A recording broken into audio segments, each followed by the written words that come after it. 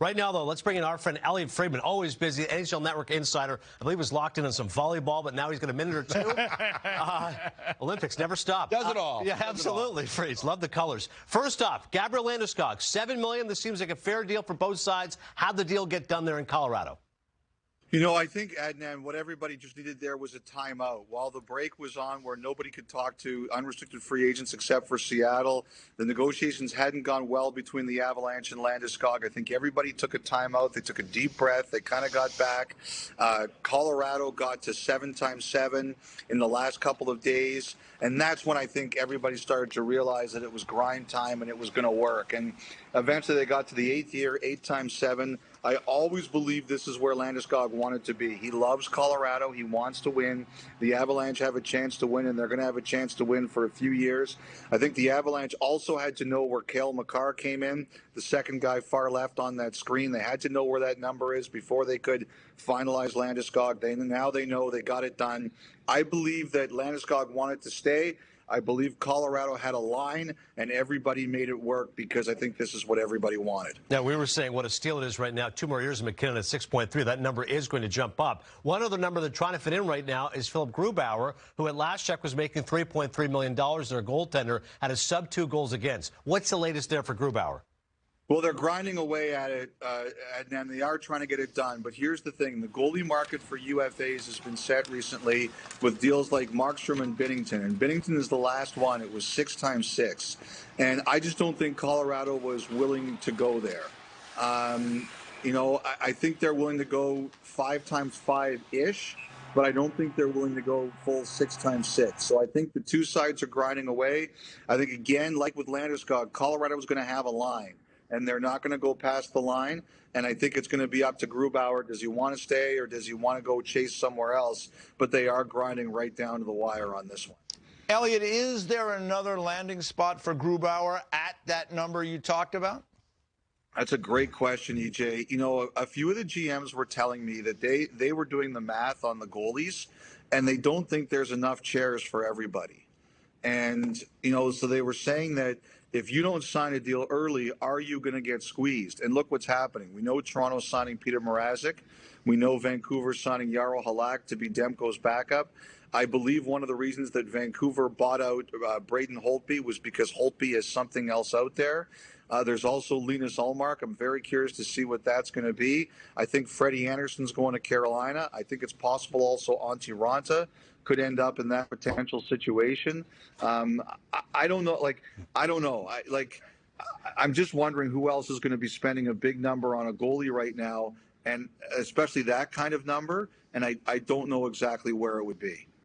Elliotte, there's so many directions I could go here, but I'm going to be selfish at this moment. And are the rumors true? Where are we at with Dougie Hamilton and the New Jersey Devils? And if, in fact, these reports are true, what would he bring to the Devils? Well, first of all, Ken, you were the ultimate teammate, so you're allowed to be selfish. Okay? I think that's okay. You had great respect as an unselfish teammate. In broadcasting, if you're not selfish, you don't get airtime. So I think that's okay. Look, all indications are pointing to that direction. I think Carolina, they started around Torrey Krug, which was 7 at 6.5. I saw it reported today that they went to 8 years, $50 million.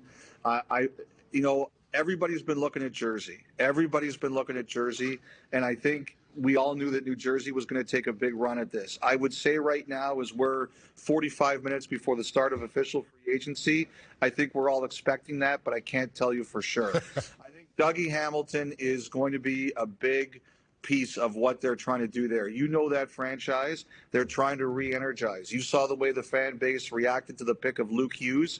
They were very excited. They're hoping they're going to excite their fan base with this kind of a signing. And I wouldn't be surprised also today if they go out and get Jonathan Bernier, too, to pair with Mackenzie Blackwood. Elliotte, what are we hearing about Ryan Suter? I think he's going to Dallas. I think he's going to Dallas. And I think it's going to be around 3x3, 3x3-ish, 4x3-ish, that kind of a deal. I think that they went hard at him, and I think that's where he's going. I think Dallas could be a pretty busy team today, actually. All right, what are some other potential trades we could see today? Honestly, Freeze, a lot of talk about Jack Eichel specifically. Yeah. Well, I mean, that's the big one. We're all watching that, right? And, you know, I'll tell you, Adnan, I know I'm supposed to be this great insider about knowing everything that's going on. Like the Eichel one is a real challenge because it goes hot and cold. There's moments you're really hearing it, you're really hearing it, you're really hearing it, and then you're hearing teams have backed off. You know, I think the Rangers have a big choice to make about where they want to go with their future. How do they feel about the possibility of re-signing Zibanejad? I think that's a factor. I think Vegas has looked at it, Minnesota, Anaheim, Calgary. There's also the health. Again, I think teams have renewed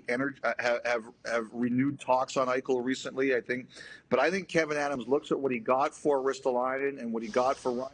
He wanted that first rounder, and he's dug in. He said, "Nope, we've got our line. We're not going past it." So I think it's so hard to handicap. I really do. And you know, the thing too about the Rangers is if they move at center, what do they do about Ryan Strome? I think Ryan Strome is a guy that a few teams like, and he's going to be another one to watch. I think the other player to watch today is Ethan Bear out of Edmonton, a really good young defenseman, but now on the – He's just been traded to Carolina. He's just been traded to Carolina. Yes, what a there moment. You go. So you don't have to watch. You don't have to watch it anymore. I love it. I love the deep throat whispering over there. I know. That was fantastic. I love that. I love that. All right, go ahead and send out the tweet about Ethan Bear. Dan, I'll ask him one more if you got it. Go ahead. We can do it. All right. Well, I got one. I got one for you, Elliotte. You know, you mentioned the Rangers, and you know, I've heard Phillip Deneau's mentioned, his name mentioned there.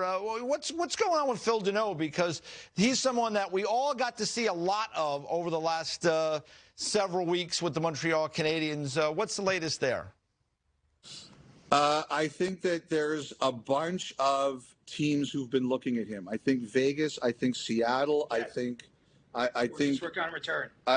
that the Rangers have been looking at it, and someone also told me that they think LA has kind of looked at it, the possibility of it too. So I think there's been a lot of interest in Deneau.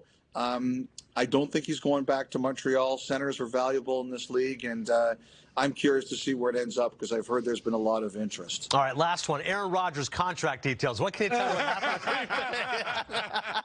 I think Aaron Rodgers next year is going to be a New England Patriot. That's my point. I love it. All right, what about the volleyball? No. All right, never mind. Freeze can do it all.